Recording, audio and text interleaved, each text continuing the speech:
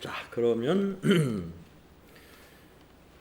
대손충당금의 설정 그리고 환입까지를 해봤는데, 그러면 매출채권에서 실제로 대손이 발생했을 때 회계처리, 대손 발생 한번 확인해 보도록 하겠습니다.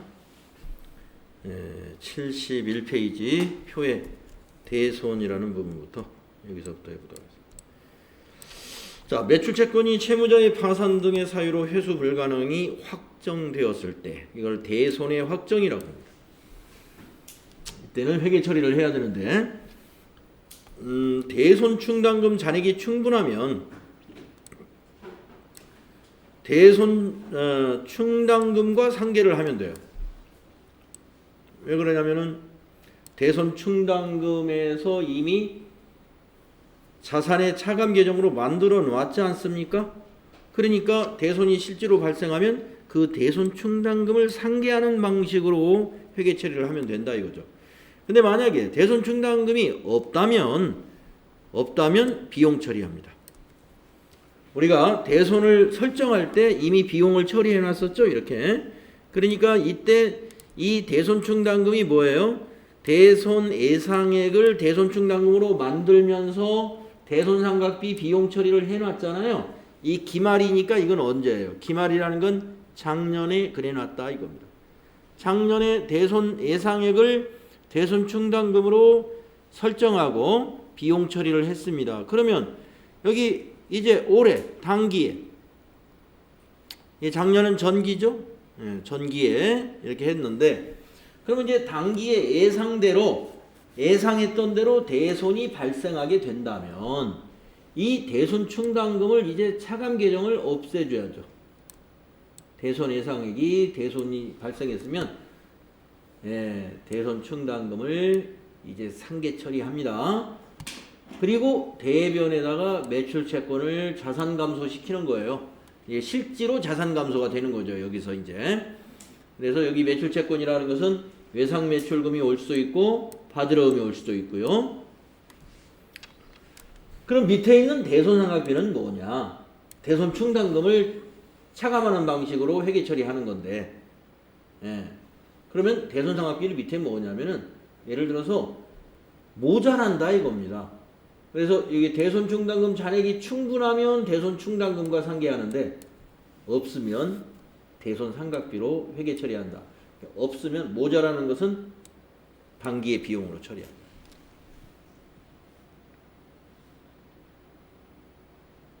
좀 어렵죠?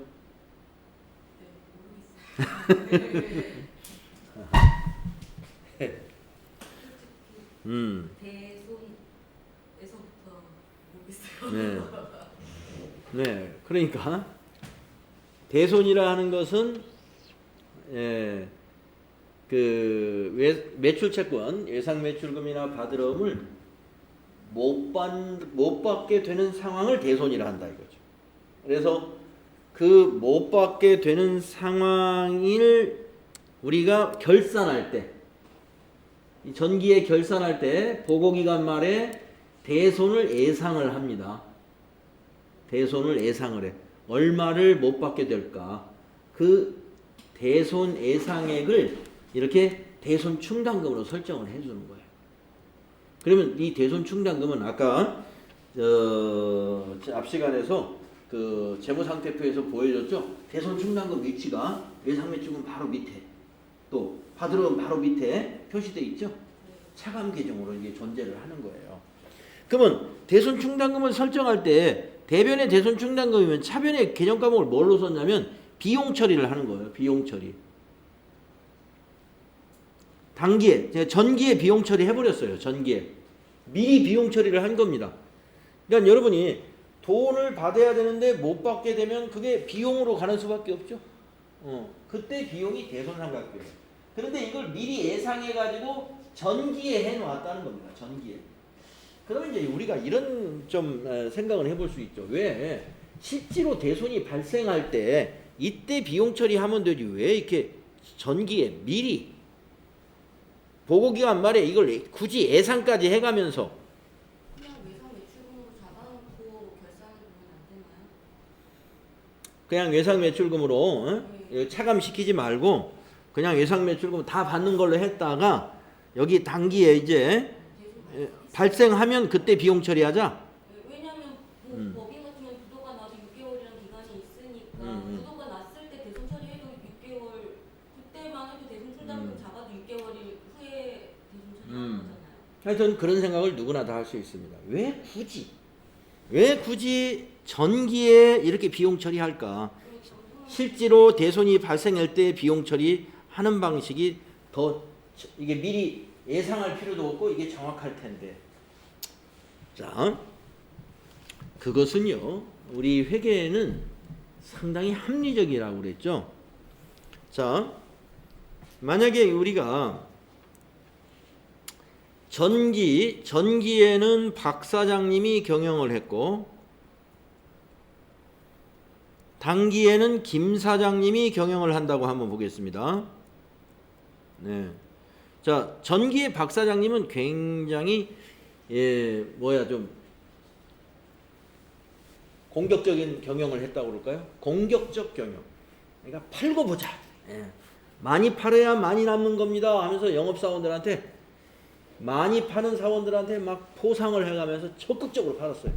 그러면 우리가 무리하게 팔다 보면은 돈 받는 건 이게 회수가 불가능한 거래처를 잘 검증하지 않고 막 팔 수가 있습니다. 그렇게 되면은 못 받는 게 많을 수가 있어요.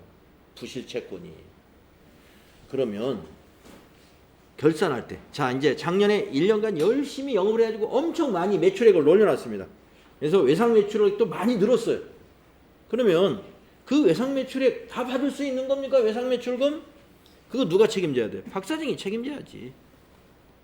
박 사장이 책임져야 돼. 그래서 이 사람이 작년에 경영을 마무리하는 보고기간 말에 대손 예상액을 해가지고 단기 비용으로 처리하는 게 맞다는 겁니다.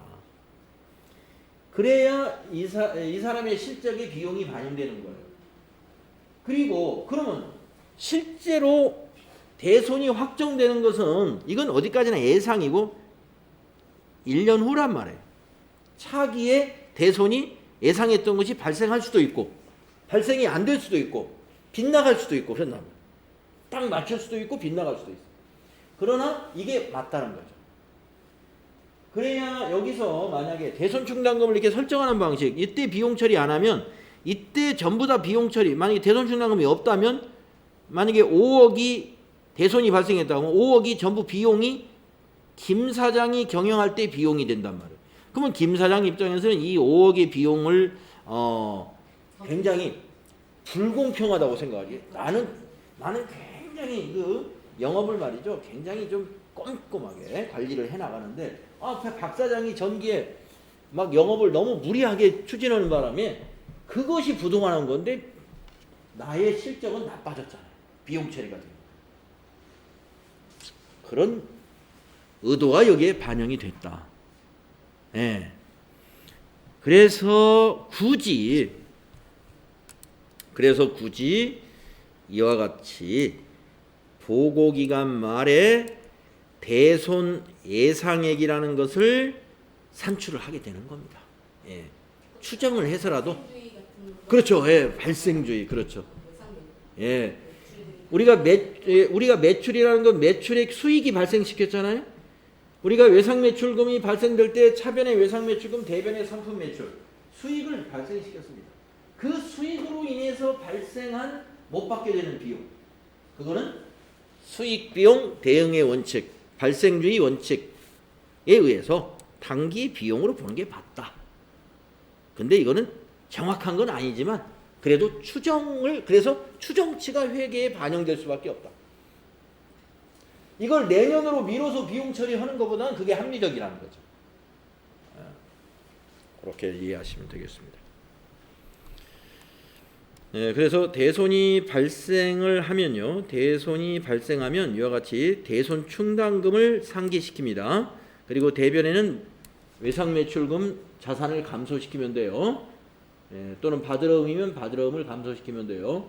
모자란다면 대손 충당금이 모자란 것은 어쩔 수 없이 단기의 비용으로 처리하는 수밖에 없습니다. 네. 자, 그런데 또 여기는 이런 경우도 있다는 거예요. 자, 그러면 대손이 발생했어요. 자, 이거는 전기요. 여기서는 또 단기인데 또 1년이 지나서 차기쯤에 말이죠. 대손으로 처리된 것을 받게 됐다는 거예요. 그런 경우는 뭐냐면 자, 외상 매출금이 있는데 만약에 2000 의류라고 하는 회사의 외상 매출금을 못 받게 돼 가지고 이게 대손 처리를 했습니다. 그러면 대변에 외상 매출금 2000 의류 거 뭐 몇천만 원 또는 몇백만 원이 장부에서 털어지는 거죠.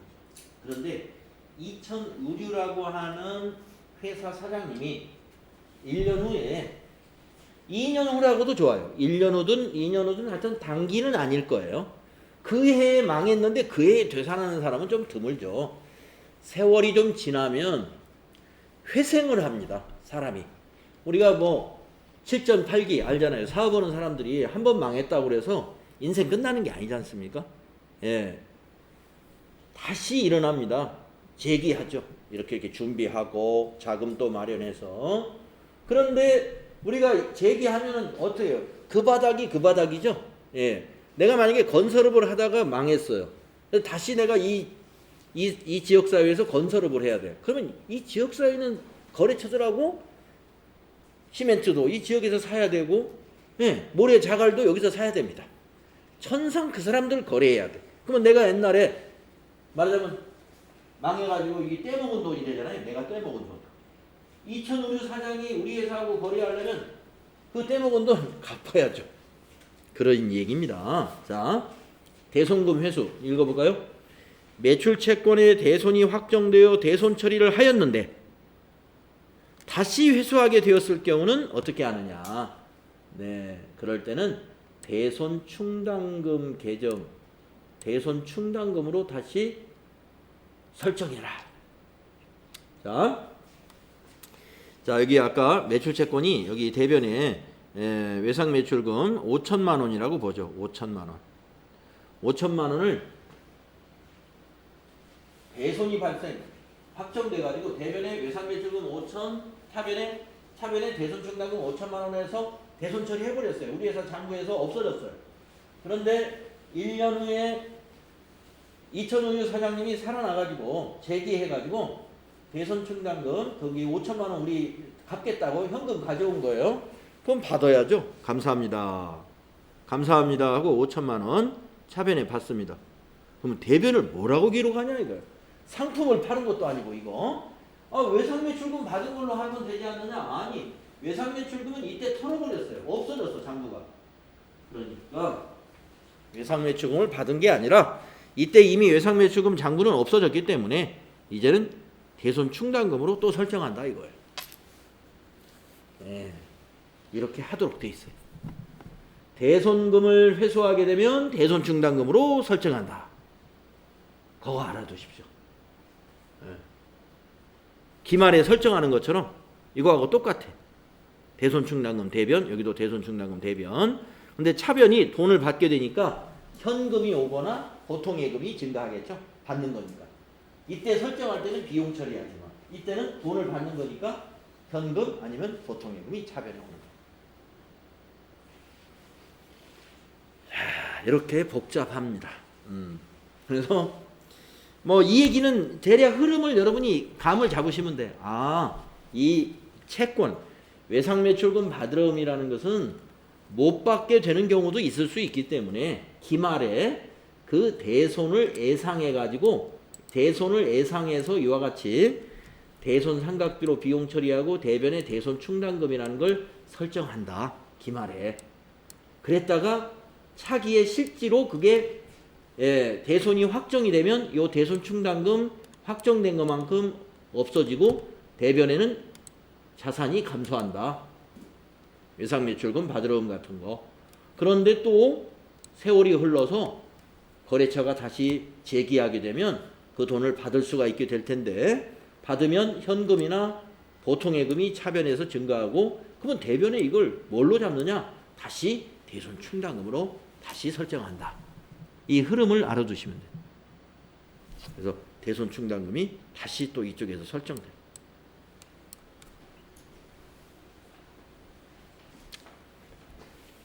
네, 좀 복잡한 건 사실입니다.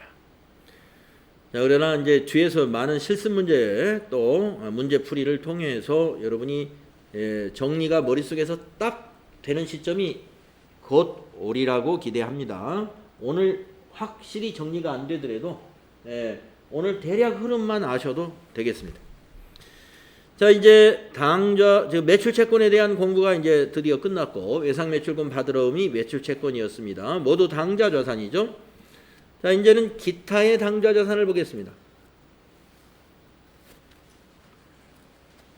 기타의 당좌 자산에서 먼저 단기 대여금이라는 개정 과목 나왔네요. 단기 대여금. 이건 어렵지 않은 거죠. 자금을 대여하고 그 회수 기간이 결산일로부터 1년 이내인 대여금을 단기 대여금으로 회계 처리하면 됩니다. 대여금이라는 건 대여, 빌려주는 거예요. 자금을 빌려주는 거. 예. 대여금. 예. 그래서 단기 대여금. 그러니까 원래 돈을 빌려주는 건 금융회사가 하는 거잖아요. 근데 이제 이런 도소매업이나 제조업에서도 거래처 간에 돈을 이렇게 거래할 수도 있어요. 예. 돈을 빌려주는 거. 단기 대여금. 단기 대여금이 1년 이내라면 만약에 2년 3년간 빌려주면 장기 대여금이 됩니다.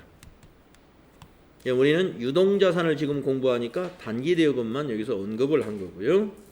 그 다음에 요 이름이 좀 개정 과목 이름이 특이하죠. 주임종 단기 채권. 단기 대여금하고 아주 비슷한 개정 과목이에요, 이게. 자, 그런데 여기 위에 있는 단기 대여금은 외부의 거래처에다가 빌려준 거라면 두 번째 있는 주임종 단기 채권은 여기 주는 주주, 여기 임은 임원, 종은 종업원을 의미해서 주임종이라고 합니다. 그래서 주주나 임원이나 종업원에게 자금을 대여하고 그 회수 기간이 1년 이내인 대여금이에요. 그러니까 위에 것도 대여금이고 밑에 것도 대여금인데 밑에 있는 주임종 단기 채권이라는 것은 이런 사람들에게 빌려준 거. 위에서 단기 대여금은 거래처에 빌려준 것이다. 이렇게 정리할 수가 있습니다. 네, 전부 당좌 자산에 해당되는 개정 과목들. 다음 페이지에 두 개씩 이제 짝을 지어서 설명하네요. 여기 다음 페이지 보면 미수금과 미수수익. 네. 미수금과 미수수익에서 미수금은 간단하고 미수수익은 조금 생각을 하게 하는 개정 과목이에요. 자, 미수금 한번 생각해 볼까요? 미수금. 아까 제가 외상매출금 이 얘기하면서 의류를 도소매하는 기업이 옷을 팔고 외상으로 하면 외상매출금이라는 자산이라고 그랬죠. 그런데 의류를 도소매하는 기업이 사용하던 공기청정기를 처분하고 외상으로 하면 그거는 외상매출이 아니라 미수금입니다. 이렇게 말했죠. 네, 그래서 미수금을 여기서 이렇게 설명합니다. 주요 상거래인 상품 매출 이외의 외상거래. 상품이나 제품 매출 이외의 외상거래. 예를 들면 비품, 기계장치 이런 것 등을 매각하고 대금을 나중에 여러분 지급이라고 되어 있나요? 책에? 네. 이거 고치십시오. 아직도 안 고쳐졌네요. 회수. 예, 지급이 아니라 이걸 회수로 고쳐야죠. 회수. 나중에 회수하기로 하면 미수금으로 기입한다. 이렇게 돼야죠. 그러니까 비품이나 기계장치나 차량 원방구라든가 이런 것을 매각하고 대금을 나중에 회수하기로 했다. 즉 나중에 받기로 했다 이겁니다. 그때는 미수금이라는 자산으로 잡으면 됩니다. 그래서 주의해 보시면 상품을 외상으로 매출하면 그때는 외상 매출금이지만 이런 거 비품이나 기계라든가 차량 운반구라든가 이런 자산을 매각하고 대금을 나중에 받는 게 그게 외상이죠. 그렇게 하면 그때는 미수금이다. 예, 요거. 외상 매출금과 미수금의 차이를 잘 알아두십시오. 두 개 다 당좌 자산이에요. 두 개 다 당좌 자산인데 외상 매출금은 매출 채권이고 미수금은 일반 채권이라고 합니다. 일반 채권, 이거는 매출 채권. 자, 이제 미수금은 정리가 됐고, 그러면 미수 수익은 뭔 말이냐? 자, 앞에 미수라는 말은 여러분 이해 가실 거예요. 미수, 받지 않았다. 미수. 금은 받지 않은 돈입니다. 받지 않은 돈. 그러면 미수 수익은 뭐냐? 수익이 발생했는데 받지 않았다. 자, 미수금은 뭐 외상을 말하는 거예요. 외상을 아직 안 받아, 뭔가를 외상으로 한 거예요. 미수금이에요. 예. 그런데 미수 수익은 외상 이런 게 아니라 수익이 발생했대요. 그런데 미수, 그 수익이 아직 돈이 안 들어왔어. 그게 미수 수익입니다. 미수금하고 아주 비슷하지 않나요? 예. 조금 달라요. 그래서 미수금은 이와 같이 거래가 발생하는 시점에 바로 회계 처리를 해요. 예, 공기청정기를 외상으로 팔았다. 그러면 그 외상으로 팔은 날이 만약 가령 10월 3일 날이다. 그러면 10월 3일 날 미수금 바로 발생이 됩니다. 그런데 미수 수익은 결산일에 회계 처리하는 거예요. 12월 31일 날. 왜 그러냐? 여기 설명을 보면요. 당기에 속하는 수익인데 결산일, 즉 12월 30일까지 수입되지 않은 부분이다. 당기에 속하는 수익인데 결산일까지 수입은 없어. 그럼 뭐 수익이 아니지 않느냐? 현금주의라고 보면 수익이 아닙니다. 당기에 속하는 수익인데 결산일까지 12월 30일까지 수입이 안 됐네? 돈이 안 들어왔네? 현금주의라면 수익이 아닌 게 맞아요. 근데 우리는 발생주의라고 그랬죠. 그래서 그것을 단기의 수익으로 계상을 해야 돼요. 어떤 것이 있느냐? 미수 수익. 어떤 것이 있냐? 대표적으로 한번 예제를 하나 만들어 보면요. 이런 것이 있을 수가 있습니다. 미수 수익은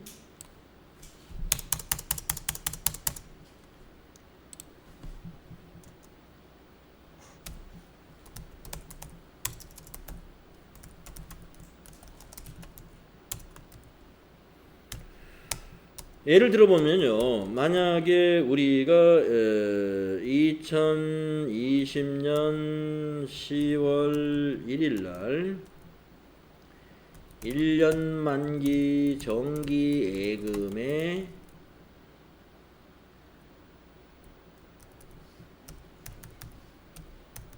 $5억 원을 예금하고 결산일을 맞이하였다.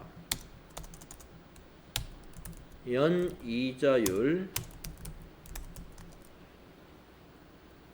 계산하기 쉽게 10%. 아니 그래도 현실감이 너무 떨어져. 2%. 이자율이 지금 너무 낮으니까 2%. 연이자율 2%이고 이자는 원금과 함께 만기일에 회수하기로 한다. 자, 이런 전제라고 보겠습니다. 무슨 말이냐면요.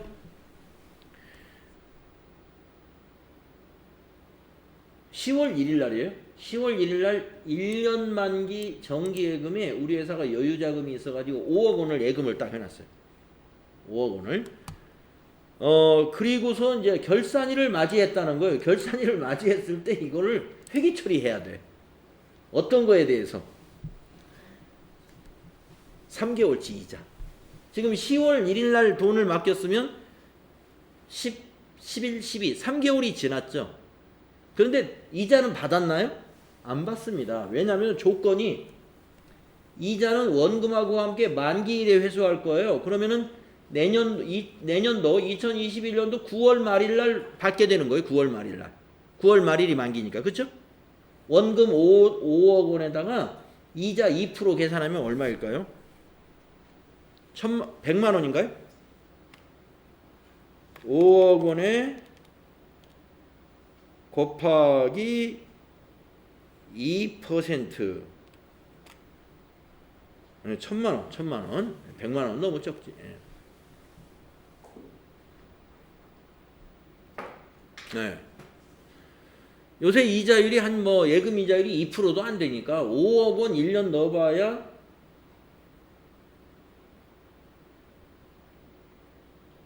네, 1,000만 원 이자 생깁니다. 1,000만 원. 네.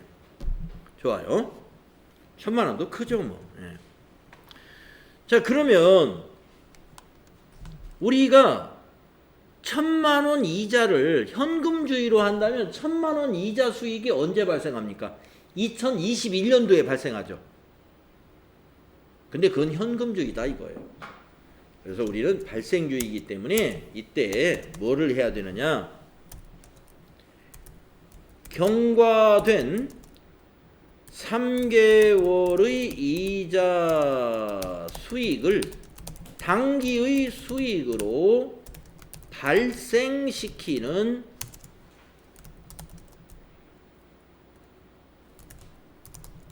결산분계가 필요하다 이거야. 필요.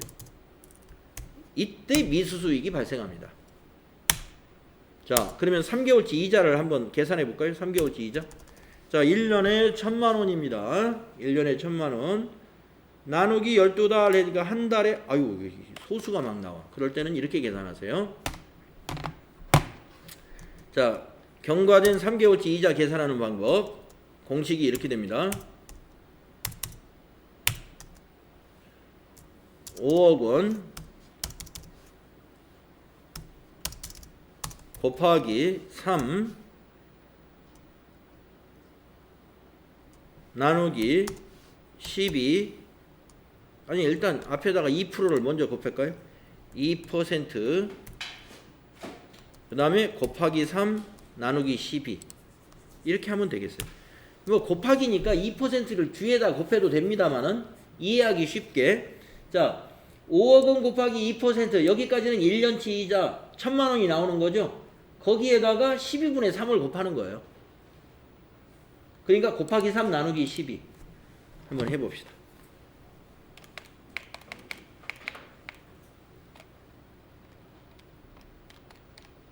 예.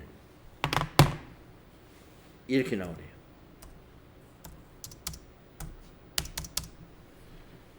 3개월에 250만 원입니다. 계산하면 이렇게 나올 거예요.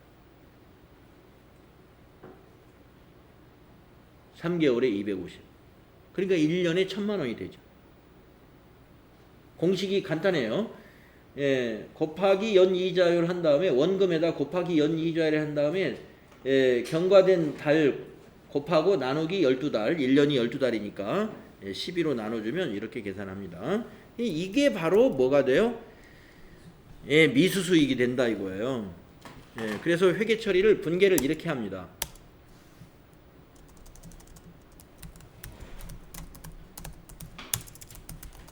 차변의 미수수익이 250만 원이고요. 대변의 이자 수익이 250만 원. 이렇게 회계 처리한다는 거예요. 그래서 미수수익이 지금 배우고 있는 이 당좌자산. 자산을 차변에 기록하면 자산 증가니까 이게 자산 증가이고 대변은 이자 수익. 예, 수익을 발생시켜 줬어요.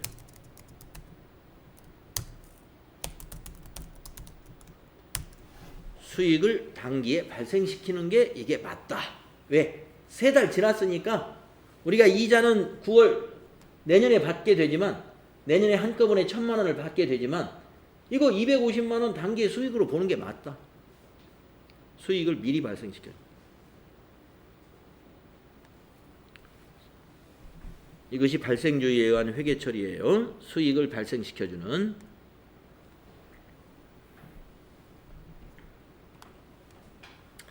그래서 미수금하고 비교하면 되게 복잡하죠. 미수금은 사실은 간단한 겁니다. 예. 비품 같은 걸 처분하고 나중에 받기로 한 건 다 미수금이에요. 근데 이건 그게 아니에요.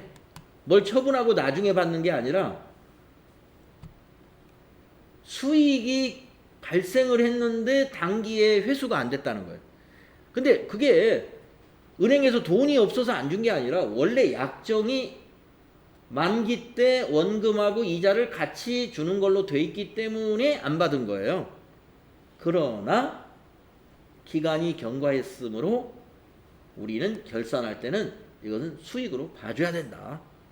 기간이 지났으므로 이미 3개월은 지났으니까 이미 이자는 이미 들어있다. 받는 것만 내년에 받지만 이자는 이미 발생했다. 은행에. 그래서 250만 원을 수익을 발생시켜 놓고 차변에는 실제로 들어온 게 아니니까 미수 수익이라는 자산으로 잡아준다는 거. 예, 이 미수 수익의 의미에 대해서 알아두셔야 돼요. 네, 나중에 또 나올 것 같으니까요. 이 정도로 알아두면 돼요. 자, 그래서 미수금과 미수수익 이해했습니다. 미수금과 미수수익이 어떻게 다른 것인지. 자, 그와 마찬가지로 4번에 보면은 또 두 개 개정 과목을 묶어놨습니다. 선급금과 선급비용. 여기서도요, 선급금은 간단해요. 아까도 미수금이 간단했듯이 여기도 선급금은 이해가 간단한데 이 선급비용은 또 결산과 관련되는 거라서 조금 생소하다고 볼 수가 있어요. 아까 미수수익만큼이나 좀 생소한 겁니다. 자, 그러면 선급금을 먼저 이해를 해볼게요.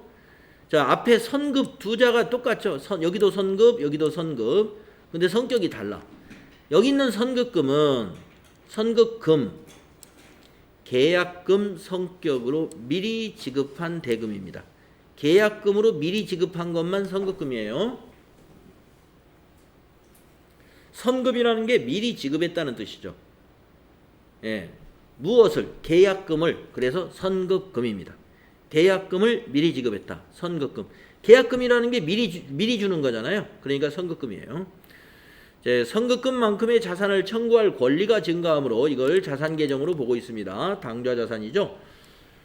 자, 계약금 지급 시 이렇게 회계 처리하면 돼요. 차변에 선급금 얼마, 대변에 보통예금에서 이체 지급했다면 대변에 보통예금 얼마, 현금으로 줬다면 대변이 현금이 올 수 있겠습니다.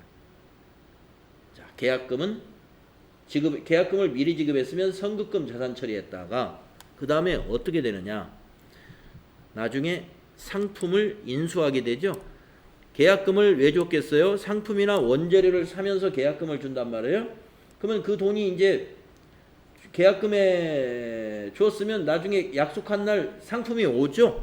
상품이 올 때 이 선급금이 반대편인 대변에 가가지고 이 선급금이 없어져요. 이 선급금만큼 뭐가 왔어요? 상품이 왔잖아요. 근데 계약금만큼만 상품이 오나요? 예, 계약금을 대개 한 10% 걸죠. 그러면 만약에 100만 원어치를 계약금을 줬다면 여기 상품은 1000만 원어치 왔을 거예요. 1000만 원어치. 그러니까 이게 계약금이 100만 원이다. 그러면 상품은 가령 1000만 원어치 왔다고 보겠습니다. 나머지 900만 원은 외상이래. 그러면 900만 원은 외상 매입금. 외상 매입금은 부채에서 배울 거예요. 예, 부채죠. 외상으로 사는 거니까. 외상 매입금은 우리가 갚아야 되니까 부채. 여기서 선급금은 자산. 예, 선급금은 지급했을 땐 자산이고 상품이 도착하면 대변에 가서 그 자산이 감소하게 됩니다. 예, 감소하게 되고 차변에는 상품이 오게 돼 있어요. 상품이 오고 선급금을 제외한 나머지를 외상으로 했다면 외상 매입금이요. 보통예금에서 이체 지급했으면 여기가 부채가 아니라 보통예금이라는 자산 감소가 될 수도 있고 현금으로 줬으면 현금이라는 자산 감소가 될 수도 있고 예, 다양하게 올 수 있죠. 여기는 일단 외상이다. 나머지는 외상이라고 가정을 한 것입니다. 네, 계약금에 대한 회계 처리, 선급금에 대한 이야기였어요. 이제 계약금은 사실 두 가지가 있습니다. 지금 여기서 자산에서 배우는 계약금은 선급금이죠. 우리가 지급한 선급금. 근데 나중에 부채에서 배우는 계약금은요, 우리가 받는 계약금이 있어요. 선수금. 선수금은 부채. 선급금은 자산. 자, 우리가 받으면 뭔가 이행할 의무가 발생한다고 그랬죠? 계약금을 받으면 의무가 발생해요.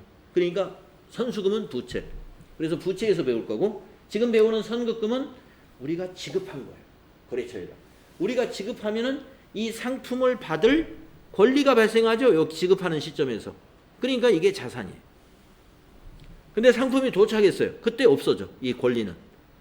그래서 대변에 선급금이 가는 거예요. 상품을 받으면. 네, 이 흐름을 알아두시면 됩니다. 이건 쉽다. 그런데 뭐가 또 복잡하냐? 선급 비용이 복잡하다. 이거. 자, 아까와 마찬가지로 이렇게 선급, 미리 지급한 비용이다 이거예요. 아까는 금이다 그랬어요. 계약금이다. 그래서 선급금. 근데 이거는 미리 지급한 비용이다. 비용이다. 그럼 비용이 뭐가 있을까요? 보험료, 임차료 이런 것들이 비용이거든요. 보험료, 임차료 이런 것들이 보험료예요. 비용이에요. 그런 것들이. 자, 그런 걸 미리 줬다는 거예요. 자, 한번 내용을 읽어보겠습니다. 일단 선급 비용은 당기에 이미 지급한 비용 중에서 차기에 속하는 부분을 계산하여 차기로 이연시킨다. 당기에 돈을 지급하긴 했지만 그 비용을 지급했는데 그 중에 차기 것이 있다는 거예요. 차기 것. 그래서 그 부분을 차기의 비용으로 이연시켜야 되니까 선급 비용으로 본다 이 말입니다. 차변에는 선급 비용 당좌 자산이에요. 대변에는 당기의 비용에서 차감하는 비용 계정 과목이 온다. 당기의 비용에서 차감한다는 게 뭐예요? 비용을 취소시키는 거다. 그래서 거래의 판료서에 보면은 비용의 취소가 없잖아요. 이거는 판료서는 비용의 취소나 수익의 취소가 없어요. 그런데 10요소, 이 판료서가 아니라 10요소로 볼 때는 비용 취소는 비용을 대변에 기록합니다. 수익 취소는 수익을 차변에 기록합니다. 그래서 이 차변 요소와 대변 요소에 차변 요소의 수익 취소, 대변 요소의 비용 취소를 넣게 되면은 거래의 10요소라고도 한다고 제가 얘기한 적이 있죠. 이 취소는 이 비용과 수익의 취소는 결산 때만 합니다. 결산 때만.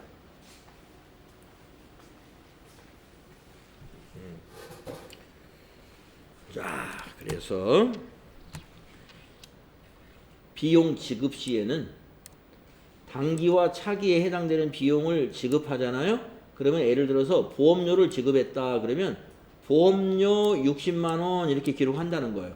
대변에는 그냥 보통예금 60만 원 이렇게. 예. 그러니까 자동차 보험료 1년치 60만 원을 만약에 10월 1일 날 지급했다 그러면 10월 1일 날 보험료 60만 원, 대변에 보통예금 60만 원. 현금주의로 회계 처리합니다. 보험료 지급할 때는. 그런데 결산할 때는 이걸 발생주의로 바꿔요. 자, 10월 1일 날 보험료를 줬으면 그 보험 만기는 내년 9월 말까지입니다. 내년 9월 말까지니까 결산하는 시점에서는 지금 9달치 보험료는 아직 살아있는 거예요. 완전히 소멸된 비용이 아니에요. 지금 당장 자동차 보험을 딱 해약하면은 나머지 9달치 보험료 돌려받아요. 보험회사에서. 그래서 이거는 결산할 때 차기에 해당하는 비용에 대해서는 자산 처리입니다. 선급 비용 9달치. 여기서 보험료 9달치를 빼줘요. 그러면 이때 60만 원에서 9달치가 빠지게 됩니다. 취소가 돼요. 그래서 단기의 손익계산서에는 3개월치의 보험료만 반영이 되고 여기서 9달치가 빠진다. 이거. 3개월치만 나중에 반영이 돼요. 여기서 9달치를 빼니까 여기서는 12달치를 반영했죠. 여기서 9달치 9개월치를 빼준다 이겁니다. 여기서 12달치. 자, 이걸 숫자를 넣어가지고 한번 아까처럼 한번 예제를 하나 들어보면 이해가 좀 더 잘 될 것 같아서 한번 만들어 보겠습니다. 그러면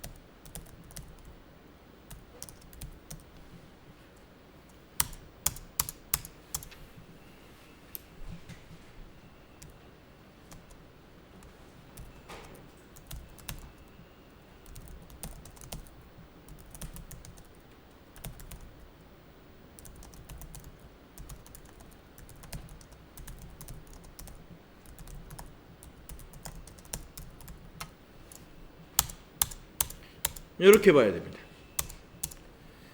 자, 선급 비용의 사례는요.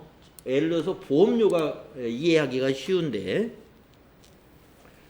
자, 2020년 10월 1일 날 1년 만기 자동차 보험에 가입하고 보험료 60만 원을 보통예금에서 이체하여 지급했다 했을 때 우리는 회계 처리를 어떻게 하느냐 하면은, 자, 차변에 보험료라는 비용을 발생시킵니다. 보험료 나중에 판매관리비에서 배우는데 미리 지금 배우는 거예요. 보험료 판매관리비입니다. 60만 원.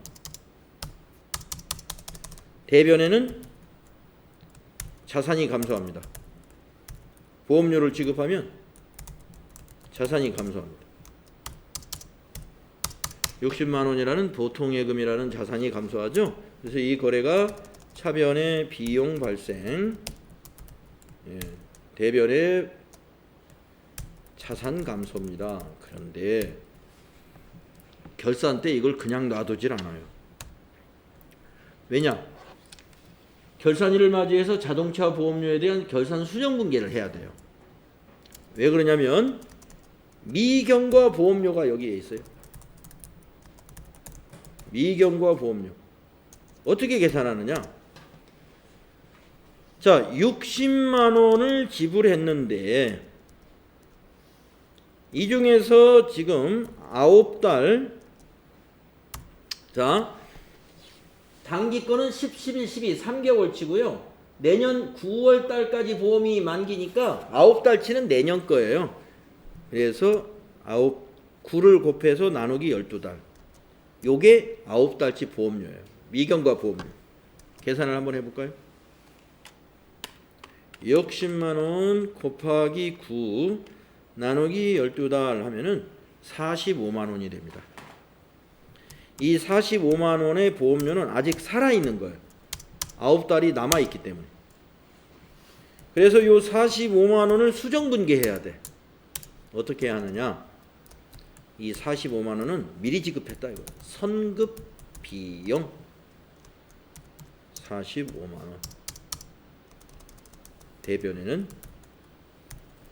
보험료 45만 원.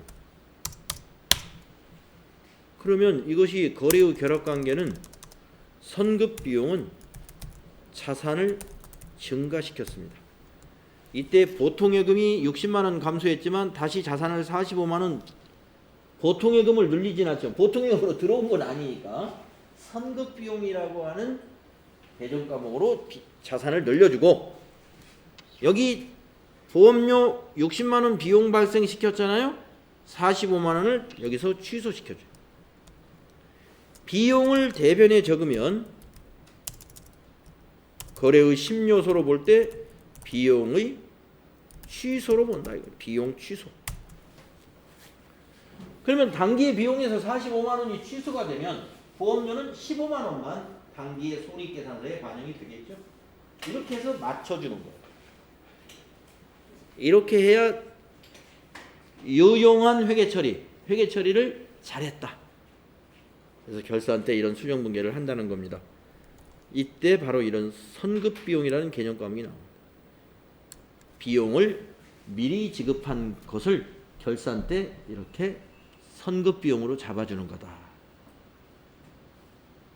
자동차 보험료 같은 화재 보험료 이런 것이 대표적인 거라고 보시면. 네.